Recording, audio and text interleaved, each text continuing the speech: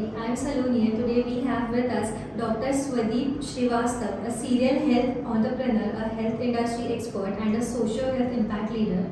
Also the founder and chairman of Heal Foundation with us on Social Bits today.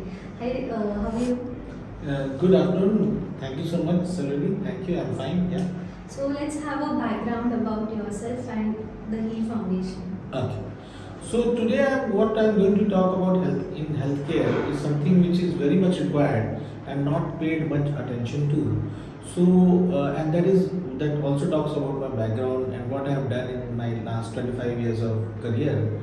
Is that we have developed a concept called information therapy. Like in healthcare, you think of diseases and treatment and therapies and various sort of therapies, cardiotherapy, diabetes therapy, neurotherapy, depending on what type of diseases are there.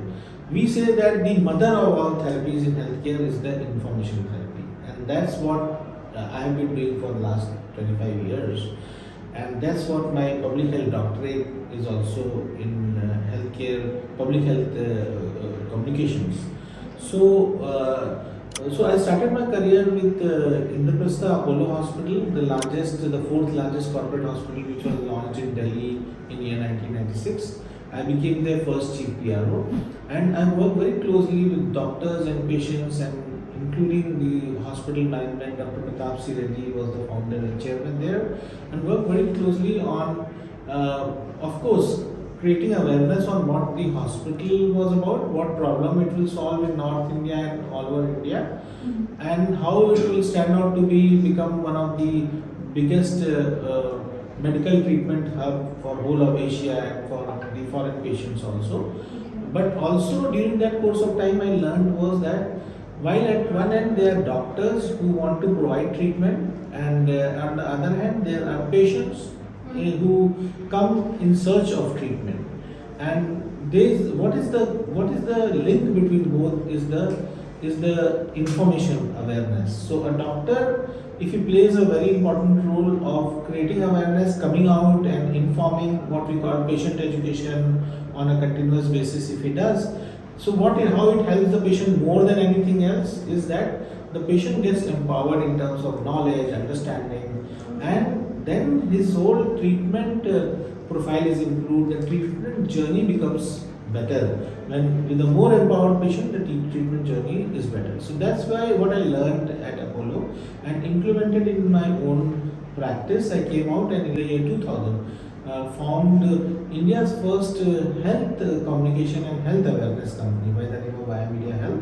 So our core objective was to create a connect between all important stakeholders, because what was happening before that, healthcare was just evolving in the year 2000, and the tertiary care was now becoming wider available across the country with hospitals like Apollo, Escorts, then Max Healthcare, then Fortis Healthcare, and Vedantas, and a lot of other hospitals in the south and East India. So they were coming, mushrooming. So on the treatment side there was a lot of development in terms of the tertiary care getting strengthened, overall healthcare treatment getting more power in India in terms of latest technologies coming, latest equipments coming, all the best doctors. Indian doctors are considered to be one of the best in the world that the world has seen. Even the NRI doctors who are based in US, UK, they are considered to be one of the best. So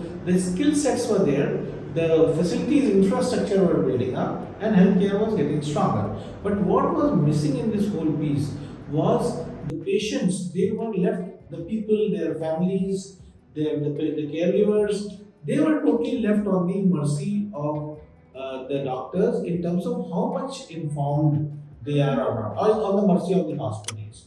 Hospitals, there is a big shortage of, there is a big demand supply gap. Was today also is a big demand supply gap in the healthcare delivery in terms of very less number of doctors per patients as per the global standard, less number of nurses per patients as per global standards.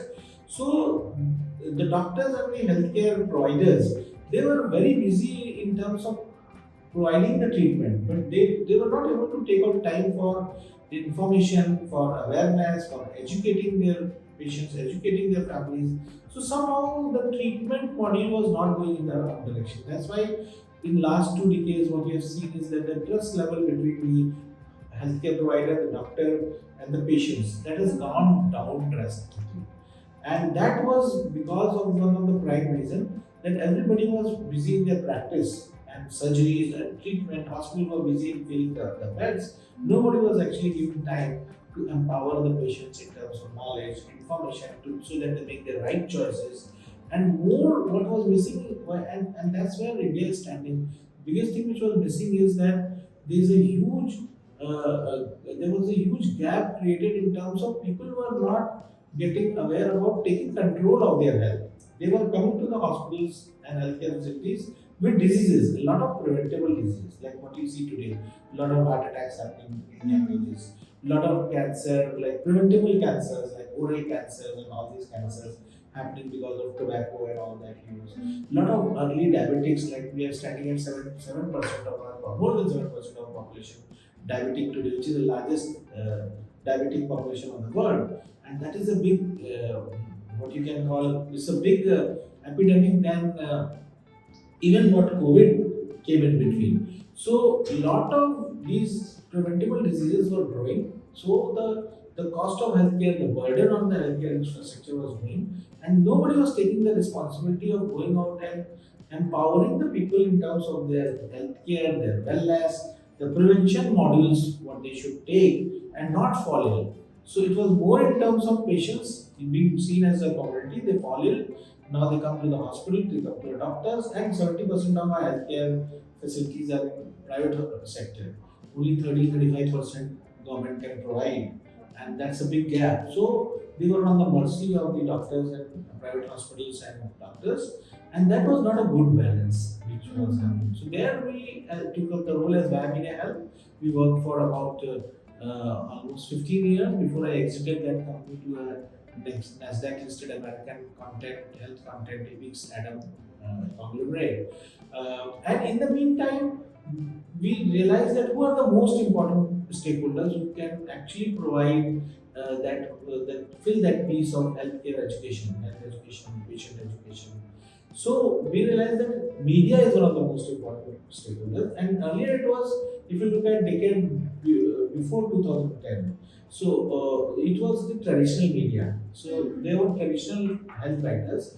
When I met the editors from India 2010, when I crossed met a lot of editors in the top media houses, including the TV channels, I realized that they feel that the journalists are not well trained to do the health writing. That's why there's a big gap in health stories coming up. A guy was covering a crime, a guy was covering politics, entertainment, and next day he was asked to go and cover a health subject, go and talk to a doctor, cover a hospital press conference. So there was a lot of gap in terms of understanding of the healthcare issues and reporting. So a lot of big media were not giving space to healthcare stories, and there was a great need of more health media, starting with health pages, TV channels starting with health shows. That was a great need. So then I created a group called HEAL, that's called Health Assist and Authors League, and we connected all these health media from print and TV. The digital was still evolving. The social media and the influencers were still not there.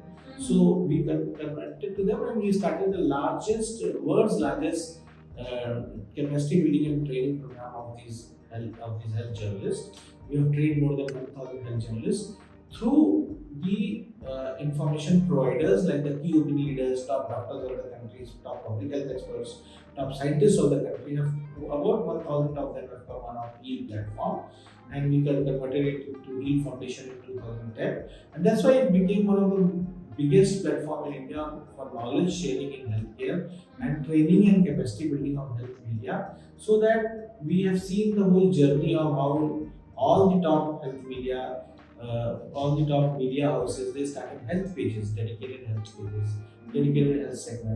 There were health shows which were started. Now we see podcasts happening, so many on healthcare. We see, so all these things started. That was the beginning of the whole journey. I am fortunate to be in the initial part and contributing in terms of building that whole ecosystem of healthcare information. So you can give credit to a lot of people like Dr. Pratap Reddy, Dr. Naresh Trihan, Dr. Devi Shetty, to the pharma giants in creating healthcare and infrastructure, hospitals and pharma industry. But there are very few people who work on creating the whole ecosystem of healthcare information. And that is our core role as Heal Foundation. We also have our division called Heal Health Connect Solutions, and we work dedicatedly on healthcare improvements. By now, there are different models evolved over a period of time. I'll talk about those models also.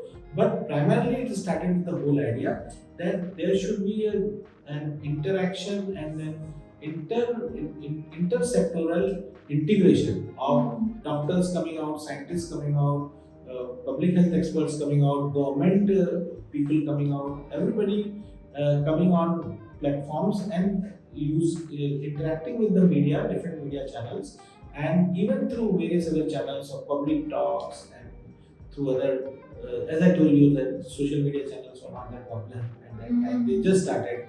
So Facebook started. So a lot of doctors, a lot of people like us, we started using Facebook as a channel. And but so that's how this whole journey started. In 2010 to 2015, I realized that this whole dynamics is changing. The new age media is coming. So that's how I exited in 2015, and I fully went into the health education program through the Heal Foundation and created a platform, Heal Health Connect Solutions. So now what we do is that we now very actively. So one is we have a regular program in terms of media workshops, national health writers conventions, connecting to the health medias of the country, giving them interesting stories, content from time to time. So that because in health media writing, health story writing, any type of writing, even in your podcast, even in your shows, TV shows, everywhere it's very important to have accuracy in healthcare information because you can err in terms of giving a wrong, which happens every day, wrong political news or wrong Bollywood related news. There can be a lot of gossips, there can be a lot of backtracking. You announce something and it is wrong, and so all those things can happen, but not in healthcare because the information what you give, like what happens today, we have been reading so many of times. Once a study comes, coffee is good for your heart. Then suddenly after a month you read a study that coffee is not good for your heart. It can cause this so there's so much of confusion. And then in particularly in the time of pandemic, the COVID time, what we realized that there is one pandemic which was the disease pandemic of COVID. There was another pandemic which was the information pandemic, which we call infodemic. So infodemic became very strong, and lot of misinformation, the different unreliable sources, anybody, any Tom, Dick and Harry coming, standing up, using a social media, saying I'm an expert and throwing out some ideas, some news, some misinformation. So overall people were confused. So there our platform Heal played a very important role in sort of getting the right kind of credible sources, getting the scientific literature in place, creating the credible content, and work as a bridge between not only the information providers and the healthcare providers, but also other industry players like you have a medtech, medical devices industry, you have a consumer healthcare industry, you have a pharma industry. Everybody's objective is at the core of everything is the patients and the people. And everybody's objective is to connect and talk to that patient in different ways. Pharma industry talks through the doctors, whom they call SCPs, healthcare practitioners. Similarly, the Ayush industry talks to the Ayurveda and homeopathy experts. Similarly, you have got medical technology who also work with the doctors and hospitals, medical devices. Consumer healthcare tries and goes and talks to the consumers directly through various media. But at the core of everything is that poor patient and the consumer who get so confused. So our responsibility, the core responsibility, that's what we call information therapy, is that our core responsibility is to be play a very active role in channelizing the right information to the right to all the target audience, whether it is about any disease awareness, it is about any treatment module, any new drug introduction, any new technology coming in for treatment, any new devices coming. So diagnostics. So everywhere there is a role of information, and that right information, credibly sourced information, should reach the people so that they are able to get better informed and take the right decisions for themselves. Okay, so just one question from my side. We see a lot of social media influencers, like who call them very smart and everything. They try to provide information on health as well. So many times they are not right. They are just making content Yeah. for gaining more likes, more views. So is Heal Foundation looking into it, like if it Yeah. is wrong or if it is Yeah. right and guiding others? So as I told you, we created a platform in which we do National Health Writers and Influencers Convention. We have just announced our 8th National Health Writers Influencer Convention at AIMS New Delhi in end of November. And one of the core objectives is to bring the top experts and AIMS experts and everybody together and interact with all these social media influencers, YouTubers, health media guys, and inform them about the source of information, the credible source, the credibility of the information, why they should believe it, and look at the right sources and look at the providing right information. And there is a training module also for them. That is one thing we are doing. And most, see what happens, what is the danger of social media? That's why I said infodemic. In COVID, what two big gaps what we realized. One is our healthcare infrastructure was not well prepared. That's why we saw so many suffering and deaths. And particularly the preventive and the primary healthcare infrastructure was very poor. Yeah. So that we realized that was one thing. Yeah. And of course, nobody was prepared for COVID-like situation. Even America and all the developed countries also failed. But that is one thing. Government acted very proactively, no doubt, and they were able to curtail using various methods and in an organized way. Still, India is still doing much better than other countries. Even the developed countries like Italy and France and all, they have more deaths per population than in India. So what we realized that, and second was the infodemic, that so much of false information. And people getting confused. Like even information, uncredible information on even vaccination. At one time, government is spending uh, crores and crores of rupees and going out and telling the population, let's get vaccinated quickly before the second wave comes, before the third wave. On the other hand, there are people who are misguiding. They are creating fear about vaccination, and this happened for many things. For that matter, there were so many different type of treatments announced, a lot of untested drugs, untested methodologies, Ayurvedic products, a lot of things were floating around. Lot of fake Ayurvedic products. So that created a lot of confusion. So what we did was that we created our own channel, Health for All, and we every Sunday we do a show on Health for All, wherein we have brought in about in COVID times we have brought in about 350 health experts from across the country, talking to the people, giving information through our channel. That is one thing. We have done more than few thousand, I think 2,000 health articles in the last 3 to 4 years around that right kind of information going out. We have been supported heavily by all type of industries, all type of organizations, including Ministry of Health, governments, NHA, and all these other bodies, Niti Aayog, wherein everybody believed in one thing, that yes, we need to have a methodology of providing the right information, reaching to the people, and people don't get misguided and don't fall prey to wrong. But you cannot do beyond a point, and that's where social media dangerous role came in the last 5 years, I would say, because everything in social media is based on sensationalization and going after as in TV you see the TRP rating. In social media is about likes and shares and virality. And one of the most dangerous social media you find is WhatsApp.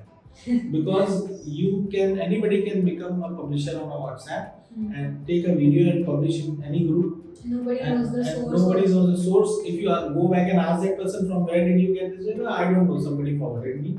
If you go back again, if you look at the chain, so somebody forwarded somebody to somebody to somebody, and it reached everybody. And it was totally, there was no credibility of that video, and a lot of people suffered because the fear and the agony created, or a lot of people fell prey to doing wrong things which they should not have done for their healthcare.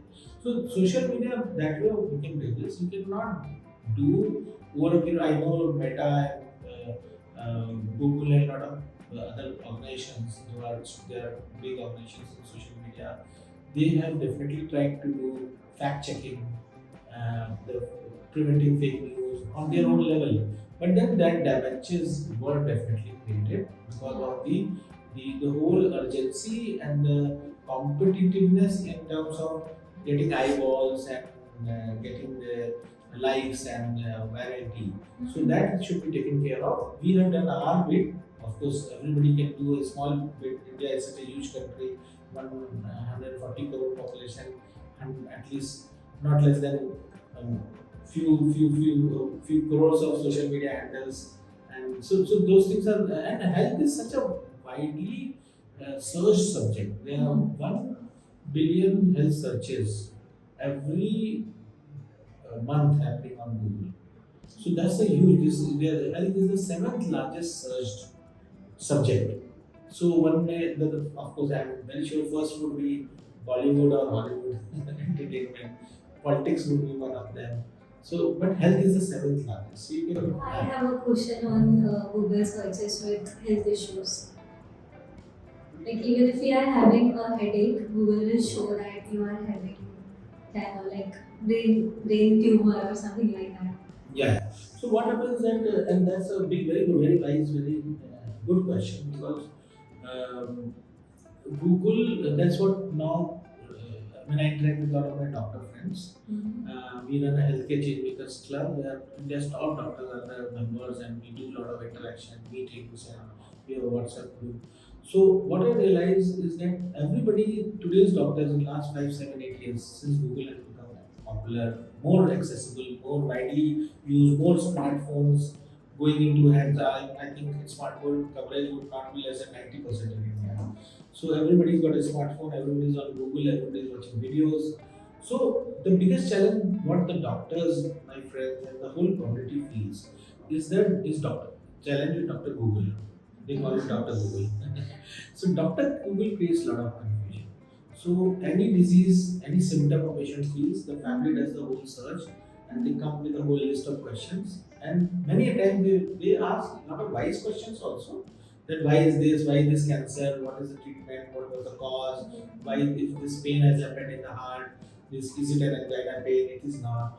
So that is one good part of it that you are coming well informed. But over information is also not good. That's the problem which doctors are facing, that a Google doctor comes, a patient comes with a lot of Google search and they call them Google doctor, and he gets into some very irrelevant discussions, questions, wasting time, and not only getting himself confused as a patient and a family, but even at times confusing the doctors. So that's how the whole disturbance is created. So you should get informed, but leave certain degree of what you call decision making with the expert doctor, because he has grown with expertise. Today he is a top cardiologist because he has seen more than 50,000 heart patients and treated them. So by practice he has become a cardiologist. So what all he has learned in his journey of 15 years, 20 years, by touching base and treating hundreds and thousands of patients, cannot be acquired by just doing a half an hour search on Google that information. And Google is an open algorithm. So any information can pop in on the first page. Maybe it may not be necessarily the right and credible information. So that's creating confusion. So over dependence is not good. Initial reading, understanding, for that purpose, the first level Google is good, but over dependence should not. Over dependence, if you want to go through literature, then you should look at a lot of credible science-based magazines, and which a layperson is not supposed to understand, read and understand. So it mostly should be left on the healthcare practitioners, the doctors who are expert in that, because their expertise comes from their practice. It's a hands-on practice which helps us. So, like as AI is trending so much and AI has replaced a lot of jobs, do you think doctor's job is also in danger because of AI? Very good question. I definitely have read such article also that whether doctor's job is in danger or not. I don't think. doctor job was ever in danger, will ever be in danger, because see, that's the difference. So what doctor has learned. So why he, if you go to a specialist, you go and search online, or you go to search through various websites, or you go to a hospital directly and look for a doctor. So what you look into that doctor? I go to this doctor because he's got this experience. He's got this patient feedback. He's been to practice for more than 15 years, 20 years. So that doctor expertise has come because of his own hard work and practice which has been. How that part, so AI can always everywhere, not doctors, even in terms of journalists and everywhere. In your writing, tomorrow you will have AI take tool to do a podcast, you don't know. So Saloni would not be required. No, it's not like that. So AI can only work as a basic facilitator. So we are also, like in our field group, we are developing a tool called under the brand Health Reso, and that tool is to, we are developing an AI tool to help doctors create quick content. So we are giving a template to them. You fill in the keywords, and that tool is so much mastered for with respect to healthcare and medical content. We'll give you a 250, 300, 400 words good article within a few minutes. So that is, but then final editing, final inputs, everything has to be done better, even in information scenario. In patient treatment, though, that the personal touch will never go. Do you think would you ever take your mother to an AI doctor and be satisfied? No. So what you will do, you will go to an AI doctor, and then again you will go to the real doctor. It's a waste of time. So that it cannot replace. So, how do you believe healthcare communication and awareness campaigns can help bridge the gap between rich and poor when it comes to accessing quality healthcare services? Okay. So bridging the gap between rich and poor. So healthcare is everybody. It doesn't look at poor or rich. A heart disease, a heart attack can come to the poor guy also, to the rich guy also. So what healthcare communications can do is maybe work more in terms of providing a lot of information on all type of facilities. That's where we fail. That we are, like when we work as in the commercial sector, then we see a lot of hospitals, top doctors, private sector, they coming forward and providing the information. We are the best hospital, we are the best doctor, we are this, we are that. Yeah, but not as a responsible healthcare communicator. And that's what we do at the information, is to go out and look for guys who are working at the bottom of the pyramid, who are working for the villagers, who are working for the poor people. There are so many charity hospitals, there are so many excellent government facilities, government departments, there are so many government schemes which cover patients, and there are so many individual philanthropic doctors who are providing so much of free care or subsidized care for the poor. So it is our responsibility to bring them forward, write about them, write about. I would in fact recommend you also to do a series of podcasts on such guys who are working on the bottom of providing to pyramid, providing healthcare to the peer. One of the biggest we do a healthcare change makers series in terms of profitable book. So when we are doing that search, who are the innovators from since independence? We covered 75 years of independence, 75 healthcare change makers. One of the most attractive names in all the private sectors, owners, hospital owners, pharma owners, one of the most attractive names was Dr. Ramte. He and doctor and his wife, they were one of the most qualified doctors at that time, and they Dr. Prakash Ramte. Yeah, and they left everything and they went to a village, adopted that village, and started giving healthcare because the healthcare was much required. There were no doctors in the 50 kilometers So their distance, families also. and they grew. The families grew up into those villages. So those are the people we as health communicators should look forward to. In our 8th National Health Practice Convention, this is year 2023. So we have selected 23 such healthcare providers, doctors, and philanthropists who are working only in the villages. So for them, commercial thing is not the thing. They are not there. They are not doing medicine practice just to earn money. They want to give back to the society, and they are doing that. So as healthcare communicators, our responsibility is to bring them out, talk about them, so that even if a poor cannot go to a big corporate hospital, he can go to them and get the same quality of treatment. So that's how it should happen. Okay, so how does the media like TV, newspapers, and internet affect how people think about health? So Like, yeah, so as I told in my earlier narration also that see, healthcare behavior, what it is, healthcare is what is a behavior. So when you talk about any preventive health, so it's a very common saying. You are what you eat. So nutrition, food, what you eat is something what creates you as a healthy person or a non-healthy person. So that how that it comes? That information comes from the media, from various channels, from various stuff what you read around. That's what I said. The nutritionists, the doctors, what they are talking about. Today everybody is talking about new fad, new trends like intermittent fasting. Yeah. So there's so many other facts which are being brought out. Like I'm very so much inspired by the whole government program on millets and how the grains which we have been commonly using as a staple diet, that is they are so carbohydrate rich the wheat what we eat, the rice what we eat. So everything that those grains are so carbohydrate rich, and we have been totally depending on them, and our grain productions, if you see, have been majorly focused towards these grains because they were easily available. Government was giving subsidy, so you see a lot of gehu, chawal, and all these production very high. So what government has done is more research, and overall the whole all like-minded healthcare the ecosystem have come together. A lot of nutritionists are supporting, the food chains are supporting, everybody is supporting. That's why government now started celebrating Millets Month, Year of the Millet. So all those things, even G20 they serve the millet food because government realized that millet or these sort of grains which have been left behind, they are such healthy grains.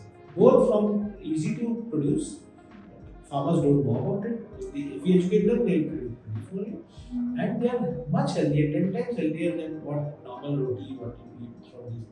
Yeah, yeah. They are less in carbohydrate, less carbohydrate and sugar they are interlinked. So more carbohydrate is more sugar. Yeah. So three roti, normal roti, one roti what you eat of this of this gehu wheat is equal to 3 spoons of sugar. We have never realized that. We have been binging on rotis.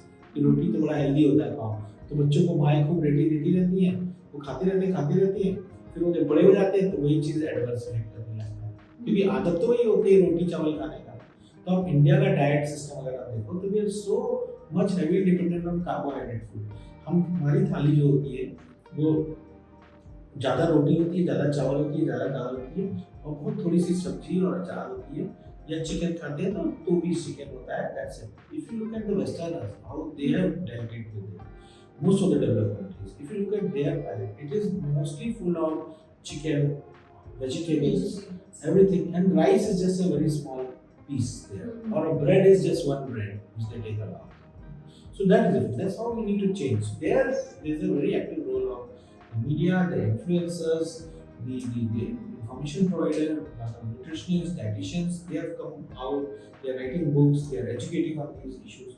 So healthcare is something is about behavior. Every healthy practice comes from the behavior. So these are channels for behavior change. And I call our PM, Mr. Sri Narendra Modi ji, one of the biggest behavior change icon, particularly in healthcare. The way he started the Swachh Bharat, he took up the broom one day and people were laughing a prime minister of India as to picking up a broom and that became the symbolic icon for the whole world for India. Everybody started following कि हाँ स्वच्छ भारत कितना important है. Swachh Bharat mission became successful. Open defecation became successful. The guys who were supposed to groom the community which were like cleaning and grooming, they felt so proud about it. कि prime minister जब झाड़ू उठा सकता है तो हम क्यों नहीं उठाए so all those behavioral changes happened because our PM has very important role to play and of course lot of education awareness COVID taught us that see we need to be proactive in taking control of our health how what happened in COVID what we realized what the maximum deaths happened from the comorbid patients so Covid तो सबको हुआ but मरा कौन मरा वो जिनमें comorbidity थी उनको पहले से डायबिटिक थे पहले से हाइपरटेंसिव थे हार्ट डिजीज था, किडनी डिजीज था, right? So those are the people, liver उनका फैटी लिवर था, liver damage था, those are the people who could not survive, most of them, majority. 70% of deaths were of the comorbid patients. तो comorbid patients लोग check ही नहीं कराने जाते थे, उनको पता ही नहीं डायबिटिक है, कोविड हुआ तब पता चला डायबिटिक है, कोविड हुआ तब पता चला आपको हार्ट का प्रॉब्लम है, right? So then they went to the hospital and they realized it is too late and they could not survive, young patients, because they were too morbid.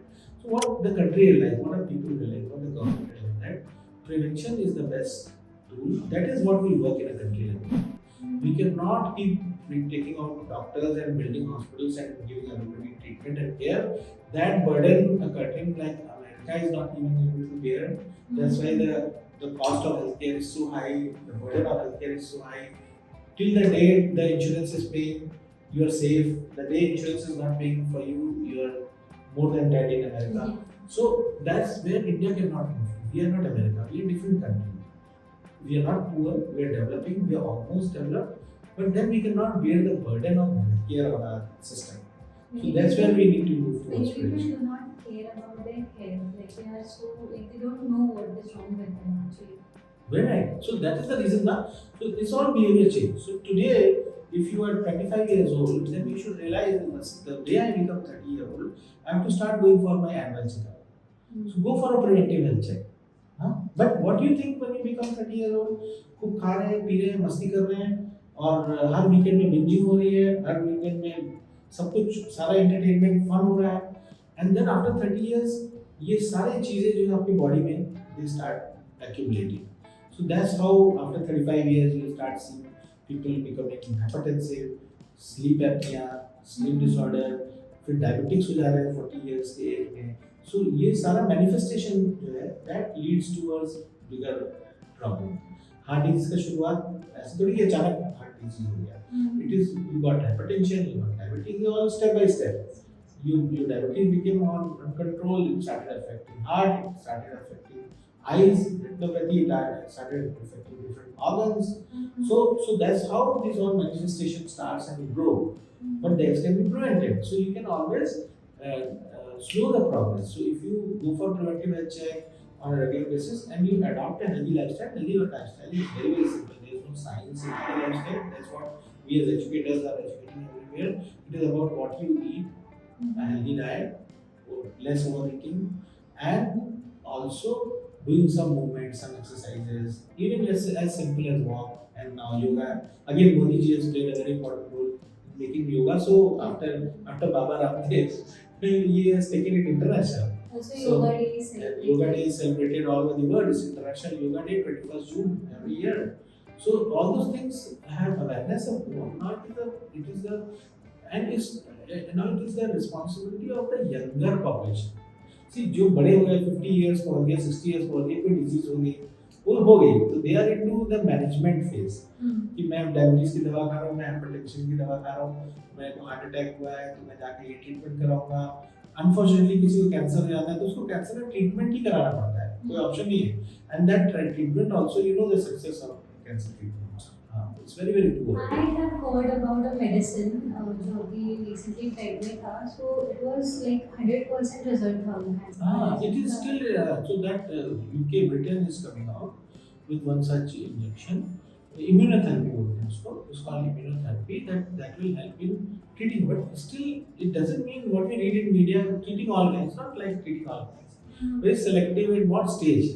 If it is fourth stage, last stage, whether it will work or not. If it is initial stage. That's the idea of So वो information ऐसा होता है. So इसलिए that's what see don't here read on Google and read on media and believe it. You have to talk to the experts. You have to understand the science and then some information is good for you, but always rely on experts to get the final information which is right for you. So of course, so this is what is going to happen over a period. The youngsters have to take the responsibility in terms of lifestyle modification and preventing many diseases, and that's how the whole health burden on our healthcare system will get balanced. It can never so disease तो होना ही है. कल ना कल आज ना कल किसी सबको मरना ही है. किसी ना किसी वजह से ही जाएंगे. So the body is made like that. But you can always prolong the disease and prolong the suffering. Prevent the suffering. Along the days, prevent the suffering, and healthier society, healthier people is about healthier economy and the healthier country. Actually, there is a trend these days of eating fancy food like junk food. Youngsters are not realizing what they are eating. तो वो एक habit बन जाती है ना. आप मैगडी मैगडी मैगडी ने आपको यंग एज में पकड़ लिया, 10 years 8 years, now you start eating, तो it becomes your own habit. जैसे मैंने आपको सिंपल बताया, हम लोग तो हेल्दी खाना लोगों ने बताया, खूब रोटी खाओ और चावल खाओ. हमने यंग एज से पकड़ लिया, तो हम खाते रहे unless we realize कि साइंस सेज समथिंग एल्स. इसमें कार्बोहाइड्रेट होता है, हम इतना ज्यादा खाते हैं, राइट. सो वो बट वो आदत पड़ी है ना आपकी बचपन से आप जब से पैदा हुए बड़े हुए, माँ बाप आपको माँ आपको बोल रही रोटी 4 रोटी नहीं खाओ, 4 के खाया 6 रोटी खाओ, ठीक है. So like same thing is happening with youngsters today कि वो वेरी क्विक, पेरेंट्स को मजा आता है, गाड़ी में ड्राइव थ्रू में चले जाते हैं, मैगडी का स्टोरीज डालने के लिए अच्छा होता है, मैगडी गए, पिज्जा हट में बैठे हैं. So all the junk food has become so, they make it fashionable, that's how they market it. So, but we should know our own ways of when to stop binging. तो ठीक है, कुछ McDonald's is good, कुछ Domino's is good, कुछ pizza is good, but what is the balance? Sometimes it's okay. These are for binging. Binging is always occasional. It should be occasional. And occasional आज के youth में मैं देखता हूँ should not mean कि every Friday, Saturday, Sunday. Every Friday is not a occasion.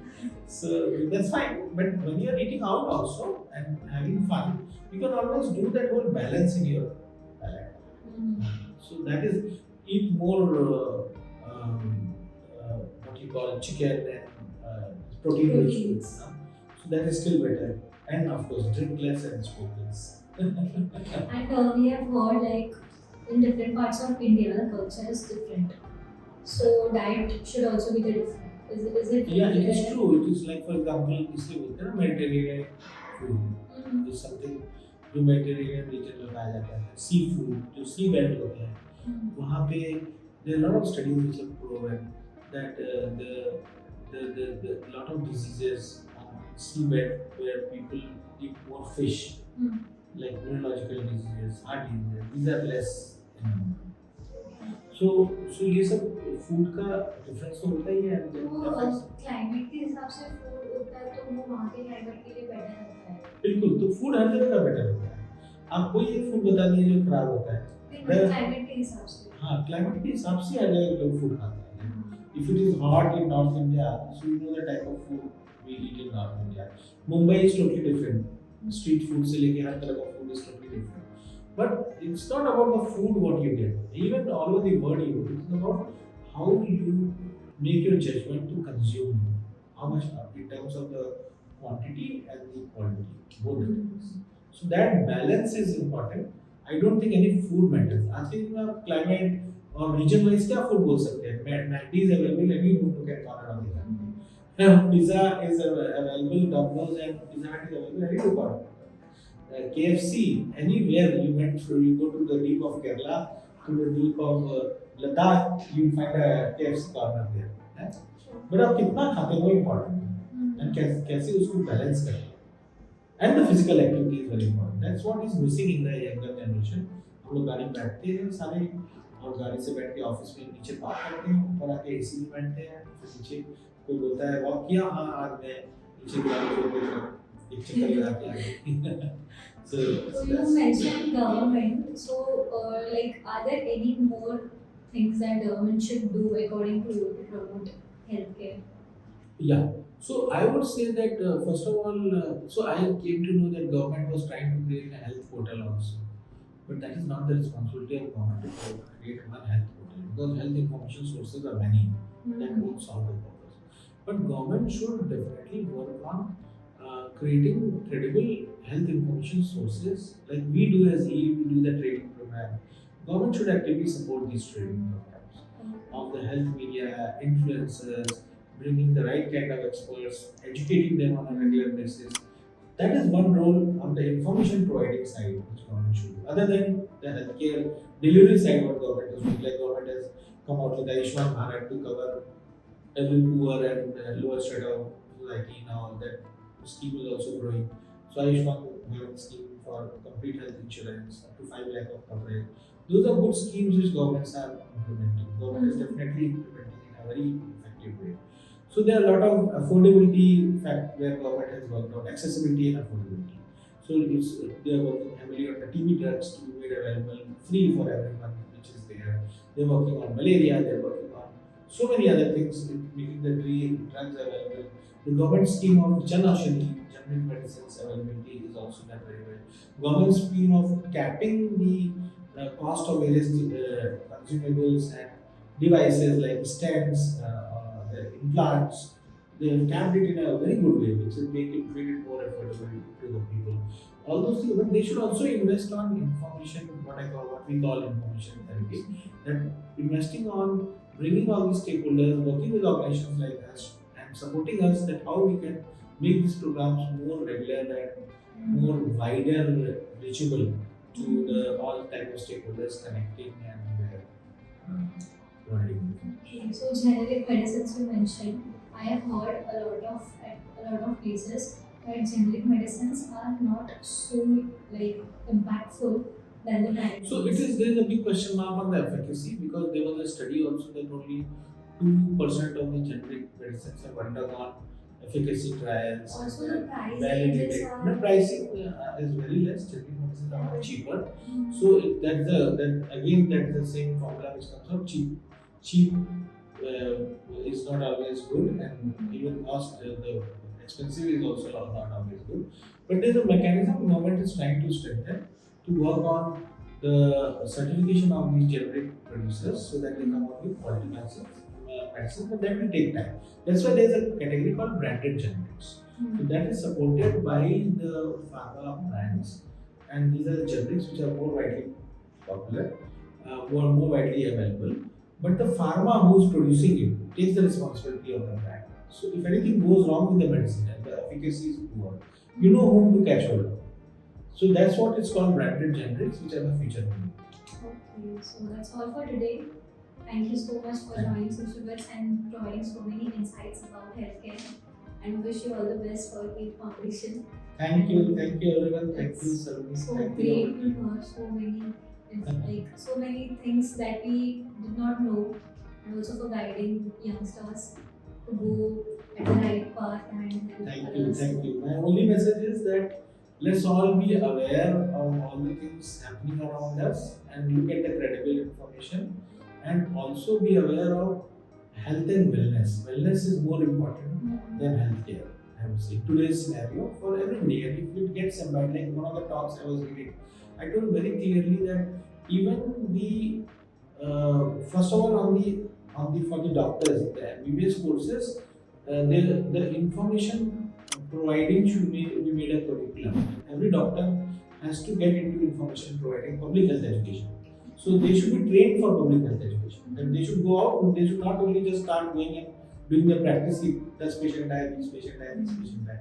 That is one thing. And on the school side, from standard 6, 7, 8, the health and wellness curriculum should be inbuilt in the courses. They should start more reading about diet, nutrition, right food, right lifestyle, and that should be made the part of the curriculum. They should give exams on this. So these two things will brought out as a policy will make a huge change in this. Okay, so thanks for joining. Thank you. Thank you.